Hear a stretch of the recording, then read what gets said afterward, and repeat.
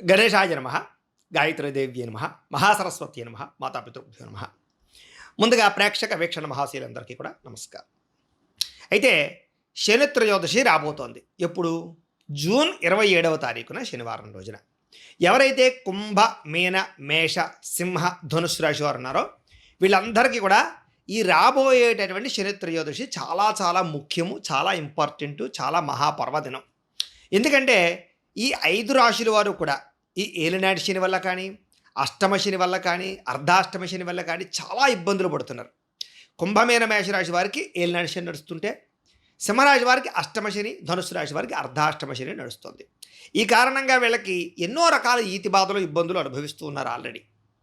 అయితే ఎలాంటి ఈతి బాధలు, ఇబ్బందులు అనుభవిస్తున్నారయ్యా వీళ్ళందరూ ఈ కారణంగా అంటే కనుక చాలామందికి జీవితంలో ఆరోగ్య సమస్యలు, ముఖ్యంగా మనశ్శాంతి లేకపోవడం, చేసేది కలిసి రాకపోవడం, కుటుంబ కలహాలు, ఆర్థిక ఇబ్బందులు, అనవసరమైన తగాదాలు, చేసే పని కలిసి రావకపోవడము, నిద్ర లేకపోవడము, నిద్ర పట్టకపోవడం లాంటివి, మెంటల్ టెన్షన్లు అధికమైపోవడము, అలాగే ఏం చేద్దామన్నా పనులన్నీ జాప్యం, అవకాశాలేమో చివరిదాకా వచ్చి చేజారిపోతుండడం, ఇలాంటి సమస్యలన్నీ కూడా ఏలినాటి శని వల్ల, శని దోషాల వల్ల కలుగుతూ ఉంటాయి.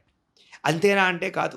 ముఖ్యంగా రుణబాధల్ని కలగజేసేటటువంటి వాడు, అప్పుల పాలు చేసేటటువంటి వాడు, అవమానానికి గురి చేసేటటువంటి వాడు, లేదా డబ్బులు వృధాగా ఖర్చు పెట్టడానికి కారకత్వం అయ్యేటటువంటి వాడు, అలాగే ప్రేమించినటువంటి వ్యక్తులకి మధ్య అనవసరమైన తగాదాలు, లేదా వివాహ సంబంధాలు చివరిదాకా వచ్చి ఆగిపోతూ ఉండడాలు, లేదా సంతాన ప్రయత్నాలు చేసేవారికి మిస్క్యారీలు అవుతూ ఉండడాలు, లేదా సరైనటువంటి సంతాన సౌభాగ్యం కలగకపోకుండా ఉండడాలు, ఇలాంటి కారణాలు కూడా ఏలినాటి శని, అష్టమ శని, అర్ధాష్టమ శని ఉన్న ప్రతి సమయంలో అలాగా వీటి వల్ల కూడా ఇబ్బందులు తలెత్తుతూ ఉంటాయి. అంతేనా అంటే కాదు. వాహన ప్రమాదాలు కానీ, యాక్సిడెంట్లు అవ్వడం కానీ, శస్త్రచికిత్సలు కానీ, లేదా దీర్ఘకాలిక రోగాలు లేని వారికి చాలామందికి ఏంటంటే ఈ అష్టమ శని, అర్ధాష్టమ శని, ఏలినాటి శని నడుస్తున్నప్పుడే దీర్ఘకాలిక రోగాలు ఎంటర్ అవుతూ ఉంటాయి, లేదా పడిపోదాలు, దెబ్బలు తగిలించుకోవడాలు, శస్త్రచికిత్సలు కారణం అవుతూ ఉంటాయి. కాబట్టి ఇలాంటి పెద్ద పెద్ద సమస్యలకి ఈ ఏలినాటి శని కారణం అవుతుంటుంది. అంతేకాదు, చాలామంది విదేశాలు వెళ్ళాలనుకుంటే చివరిదాకా వచ్చి వీసాలు రిజెక్ట్ అవ్వడాలా, లేదా విదేశాల్లో ఉన్న వారికి ఉద్యోగ సమస్యలతోటి, లేదా ఉద్యోగాలు పోవడాలు, లేదా బిక్కుమంటూ ఉద్యోగాలు చేయడాలు, ఎప్పుడు పోతుందా, ఎప్పుడు తీసేస్తారా అని చెప్పి బాధపడుతూ ఉండడాలు, టెన్షన్ పడుతూ ఉండడాలు, వేరే మంచి ఉద్యోగాల కోసం వెతుక్కుంటూ ఉంటే రాకపోతూ ఉండడాలు, ఇలాంటి సమస్యలకు కూడా గురి చేస్తూ ఉంటాడు.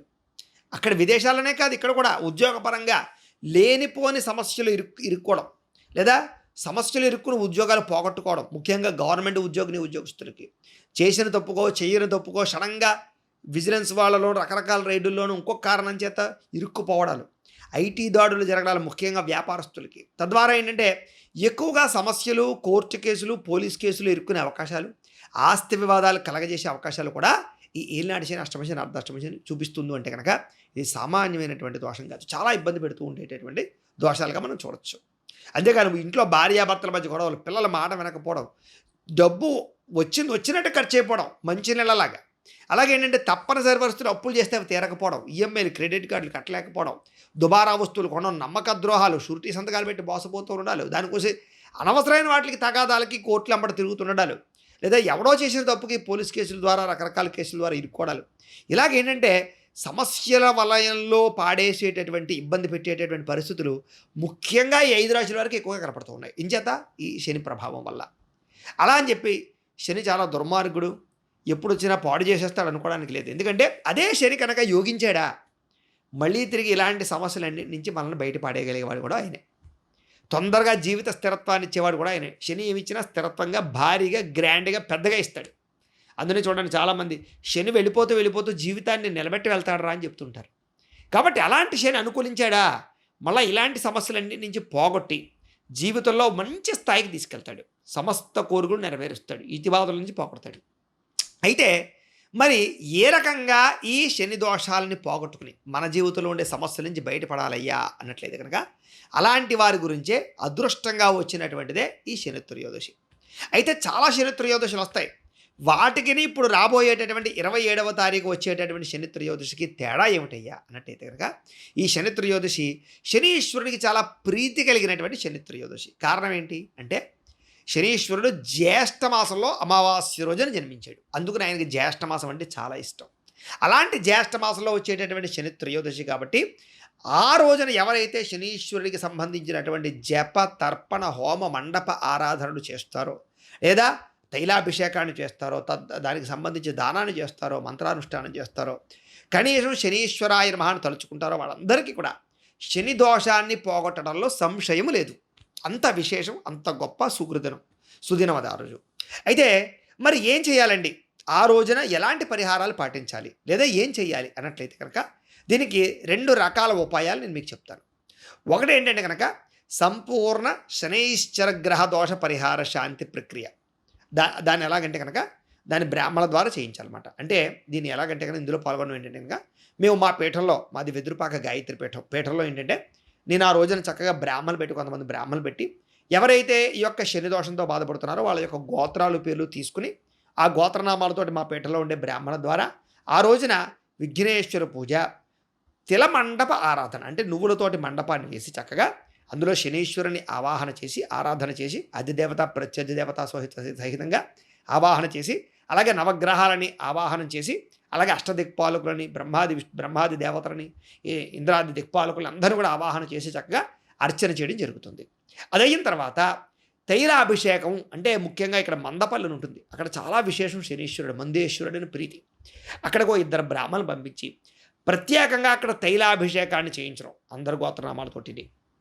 అలాగే మళ్ళా పీఠంలో చక్కగా ఈ ఏదైతే శనీశ్వరుడికి సంబంధించినటువంటి మూలమంత్రం ఉంటుందో దాన్ని కొన్ని లక్షలు బ్రాహ్మణుల చేత జపం చేయించడం. అలాగే అది అయిపోయిన తర్వాత క్షీర ఈ యొక్క తిలాతర్పణం అని ఉంటుంది, దాన్ని క్షీర తిలాతర్పణాన్ని ఆ రోజు ప్రత్యేకంగా చేయించడం జపం చేసిన సంఖ్యకి తగ్గ. అలాగే శనికి సంబంధించిన మూలమంత్రంతో అలాగే నవగ్రహ మంత్రాలతోటి అలాగే మిగతా అష్టదిక్పాలక మంత్రాలతోటి అలాగే మృత్యుంజయ మంత్రంతో రుద్రమంత్రాలతోటి కూడా హోమం చేయించడం జరుగుతుంది. హవనం అంటారు దాన్నే.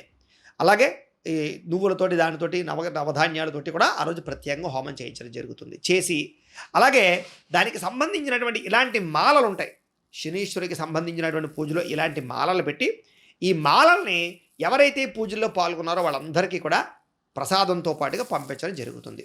ఎవరైతే ఈ మాల మెళ్ళలో ధరిస్తారో వాళ్ళందరికీ కూడా శని దోషము కానీ నరదిష్టి కానీ నరఘోష కానీ ఎలాంటి దోషాలు ఉన్నా కూడా సంపూర్తిగా తొలగడమే కాదు, ప్రమాదాలు కానీ యాక్సిడెంట్లు కానీ ఏవీ జరగకుండా ఉంటాయి, ఐశ్వర్యం నిలబడుతుంది, అలాగే దిష్టి తగలకుండా ఉంటుంది. చాలా అద్భుతమైనటువంటి జీవితంలో మార్పు అయితే మీరు చూడబోతారు.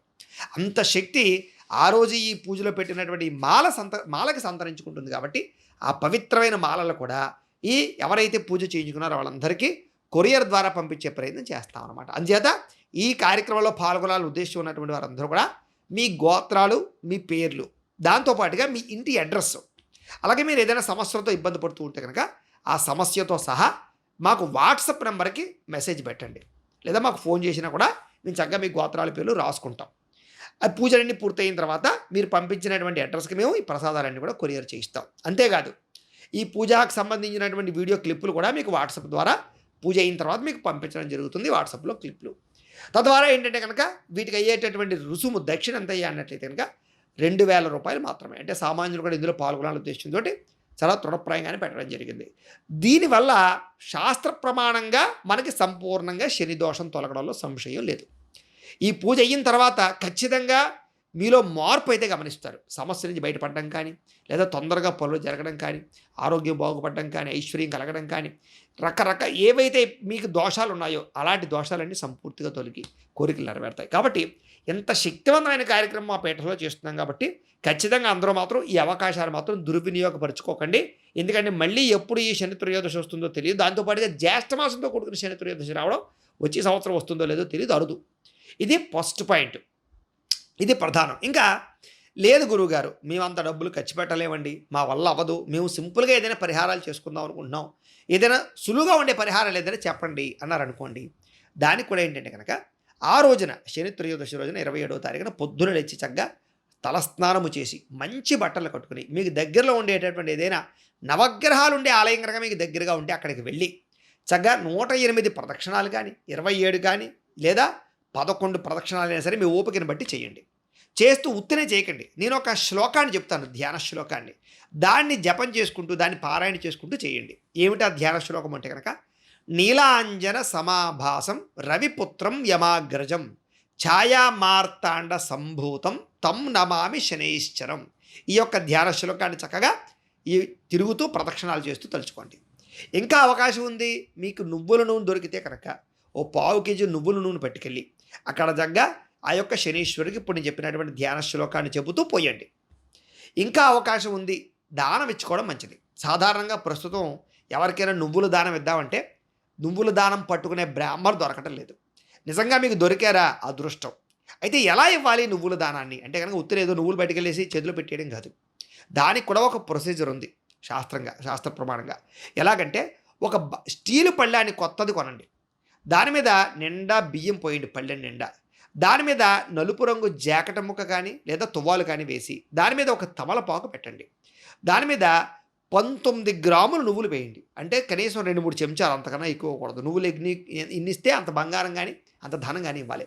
అంత ఇవ్వలేం కదా మనం. అంచేత 19 గ్రాములు నువ్వులు పెట్టి వేసి బెల్లం మొక్క ఓ పావు కేజీ బెల్లం మొక్క పెట్టండి దాని పక్కన. అలాగే వాసం మేక కానీ ఇనప మేక కానీ పెట్టండి. పెట్టకపోయినా పర్వాలేదు, ఎందుకంటే అలాగే స్టీల్ కంచం ఇస్తాం కదా. అలాగే తాంబూలం పెట్టండి. 3 తమలపాకులు పోక చెక్క పెట్టి విశేషంగా దక్షిణ అంటే కనీసం 500 రూపాయల కన్నా ఎక్కువ ఎంత ఇస్తే అంత మంచిది. ఎందుకంటే ఆ దోషం పట్టుకున్న బ్రాహ్మణుడు ఆ దోషం పోగొట్టుకోవాలంటే 1,00,000 గాయత్రి జపం చేయాలి. అంటే కనీసం 10-15 రోజులు పడుతుంది వాడికి. కాబట్టి అంత ఎక్సర్సైజ్ వాడిని చేసుకోవాలి. కాబట్టి దానికి తగ్గ ఏదో తృణప్రాయంగా 50-25 ఇచ్చేసి వదిలించేసుకోవడం కాదు. తెల బ్రాహ్మడికి మనం ఎంత విశేషంగా దక్షిణిస్తే దోషం అంతలా పోతుంది. ఎందుకంటే ఆయన దోషం పోగొట్టుకోవాలి. కాబట్టి మన దోషం పట్టుకున్నాడు, ఆయన మన పాపం తీసుకుంటున్నాడు. అంచేత చూడండి, కావాలి ఎక్కడైనా సరే తెల బ్రాహ్మడు ఎక్కడ ఆరోగ్యంగా ఉండడు, మీకు ఎక్కడ ఐశ్వర్యం ఉండదు అతనికి. కారణం ఏంటి? మన పాపాలన్నీ మోస్తున్నాడు అతను.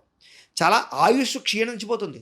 చూడండి, మీరు కావాలంటే ఎవరైనా ఎంక్వైరీ చేసుకోండి, లేకపోతే ఏదైనా దానికోసం ఏదైనా పరిశోధన చేసుకోండి. మీరు ఎక్కడ తెల బ్రాహ్మడు చూసుకోండి. అంటే అలా అని అందరూ కాదు, కొంతమంది ఏం చేస్తారంటే తపస్సు చేసుకుంటారు, గాయత్రి జపం చేసుకుంటారు. తెల్లదానం పుచ్చుకున్నా కూడా ఇంట్లో రోజు గాయత్రి జపం చేసుకుంటారు. అలాంటి వాళ్ళకి ఏం అవ్వదు. కానీ ఒకవేళ తీసుకుని జపం చేసుకోలేని వాళ్ళు కొంతమంది ఉంటారు. అలాంటి వాళ్ళు చూడండి, ఆ దోషం వల్ల పాడైపోతారు. అంటే మన దోషం వాడికి వెళుతుందా లేదా అనడానికి ప్రత్యక్ష నిదర్శనాలు ఇవన్నీ కూడా. అంచేత మనం అలా మన దోషం పట్టుకునే బ్రాహ్మణ్ణి ఖచ్చితంగా విశేషంగా గౌరవించాలి.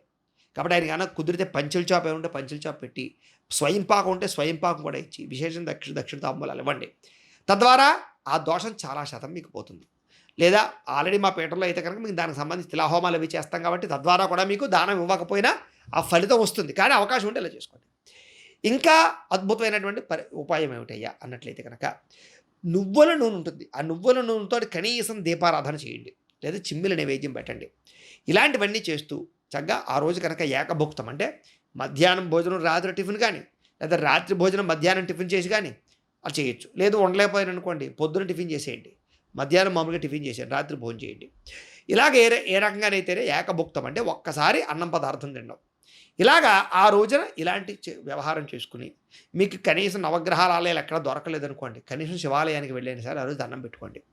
ఇలా చేసుకున్నట్లయితే కనుక మీకు ఈ శని దోషం సంపూర్తిగా తొలగడమే కాదు, రాబోయే రోజుల్లో మీకు దీనివల్ల కలిగేటటువంటి ఎటువంటి ఇబ్బందులు కలగకుండా సకలేశ్వరి భోగభాగ్యాలు కలుగుతారు. అంత విశేషం ఈ రాబోయే 27వ తారీఖు వచ్చే శని త్రయోదశి ఉంది. కాబట్టి ప్రేక్షకులందరూ కూడా చక్కగా ఈ అవకాశాన్ని సద్వినియోగపరుచుకునే ప్రయత్నం చేయండి అని ప్రత్యేకంగా తెలియజేస్తూ, అందులాగే ఇప్పుడు మేము చెప్పినటువంటి కార్యక్రమంలో పాల్గొనే ఉద్దేశిస్తున్నట్లయితే కనుక ఈ కింద కనపడుతున్నటువంటి ఫోన్ నెంబర్ల ద్వారా మమ్మల్ని సంప్రదించవచ్చు అని ప్రత్యేకంగా తెలియజేస్తూ, దీనికి సంబంధించినటువంటి ఏమైనా అనుమానాలు ఉన్నట్లయితే కనుక కామెంట్ల రూపంలో పెట్టండి, మీకు రిప్లై ఇస్తాం. లేదా మీరు ఫోన్ చేసినా కూడా మీ సందేహానికి సమాధానాన్ని తెలియజేస్తామని తెలియజేస్తూ, అలాగే ఈ వీడియో కనుక మీకు నచ్చినట్లయితే లైక్ మాత్రం ఖచ్చితంగా చేయండి. ఈ వీడియో కింద కామెంట్లో ఓం శనైశ్చరాయ నమః అని కామెంట్ పెట్టండి, ఆయన్ని తలుచుకుని పెట్టండి. తద్వారా కూడా కొంత శనిగ్రహం అని కూడా కలుగుతుంది. ఎందుకంటే ఆయన అనుకూలత కలగందే ఇలాంటి కార్యక్రమాలు మనం చేయలేం. కాబట్టి ముందుగా అందుకనే చూడండి, సత్యనారాయణ వ్రతంలో కూడా ముందర ఓ సత్యనారాయణ స్వామి నీ పూజ చేద్దాం అనుకున్నాను సంకల్పం చేసుకుని బయలుదేరితేనే పనులు అవుతాయి. అలాగే ఇప్పుడు కూడా మీరు ఏం చేస్తారంటే రాబోయే శని త్రయోదశి రోజున శని దోషం పోగొట్టుకోవాలంటే ఇప్పుడే సంకల్పం చేయండి. వీడియో చూస్తున్నప్పుడే మీరు కామెంట్లో ఒక్కసారి ఓం శనైశ్చరాయ నమః అని కామెంట్ పెడితే మీరు సంకల్పం చేసినట్టే. అలాగే లైక్ కొడితే సంకల్పం గంట కొట్టినట్టే. అంటే మీరు పని ప్రారంభం అవ్వబోతోందన్నమాట. మీకు రాబోయే రోజుల్లో శని దోషం తొలగబోవడానికి ఖచ్చితంగా శనీశ్వరుడు అనుగ్రహిస్తాడనమాట. కాబట్టి ఆ రకంగా భావించండి, చక్కగా ఎదరికి వెళ్ళండి, చక్కగా శని దోషం పోగొట్టుకోండి. మీరందరూ సకలైశ్వర్య భోగాలు పొందండి అని మనస్ఫూర్తిగా శనీశ్వరుని ప్రార్థన చేసుకుంటూ స్వస్తి.